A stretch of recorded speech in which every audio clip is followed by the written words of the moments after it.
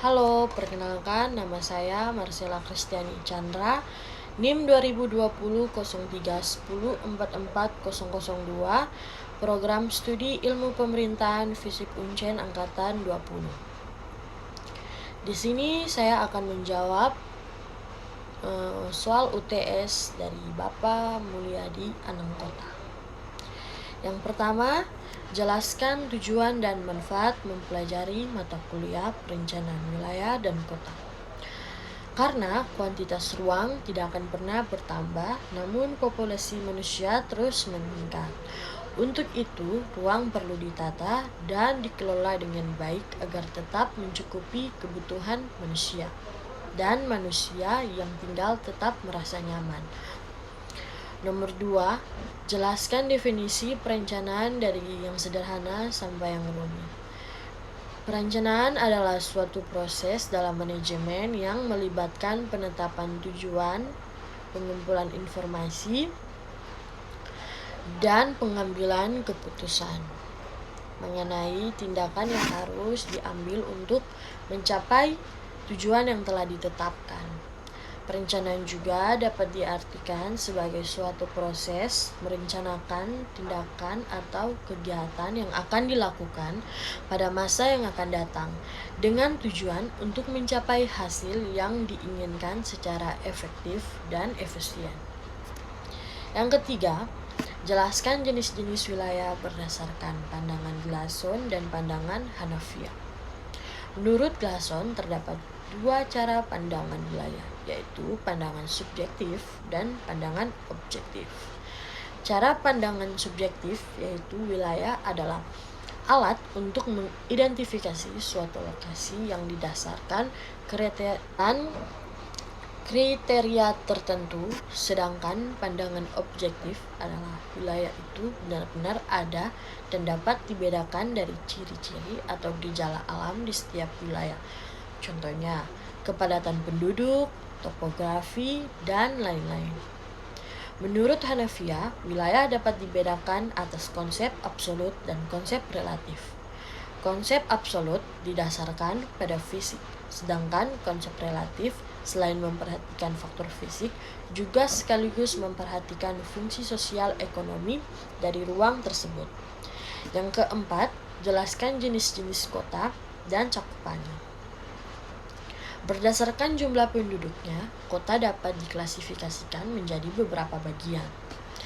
Yang pertama, ada megapolitan kota. Megapolitan adalah daerah perkotaan yang memiliki jumlah penduduk lebih dari 500 lebih jiwa. Contoh kota megapolitan yang ada di Indonesia adalah Jabodetabek atau Jakarta, Bogor, Depok, Tangerang, dan Bekasi. Hadirnya kota megapolitan membawa dampak bagi kemajuan perekonomian dan infrastruktur negara. Ada metropolitan. Jumlah penduduk yang mendiami kota metropolitan antara 1.000 lebih sampai dengan 500 lebih jiwa. Contoh kota metropolitan adalah daerah yang menjadi ibu kota provinsi seperti Semarang, Medan, Padang, Pekanbaru, Surabaya, Denpasar, Pontianak, Makassar, Manado, dan lain sebagainya. Yang ketiga ada kota besar, atau kota ini memiliki penduduk sekitar 500 lebih sampai dengan 1.000 jiwa.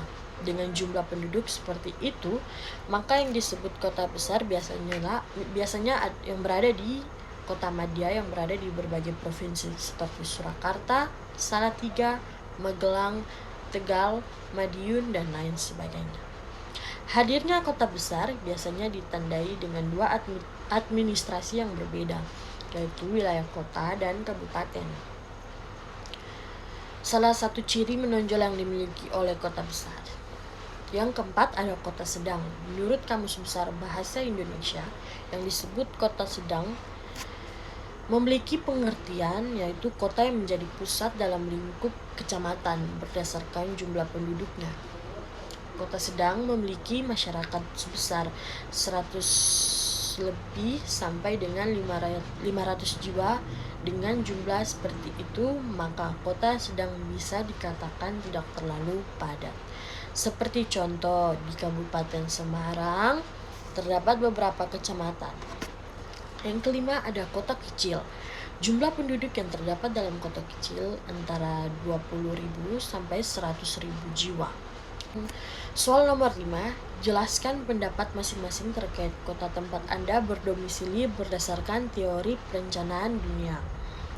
Kota Jayapura adalah salah satu kota di Papua yang memiliki kondisi tata ruang yang patut disorot.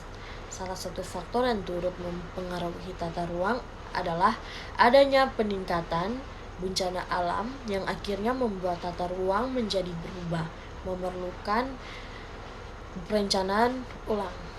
Sekian dari saya, terima kasih.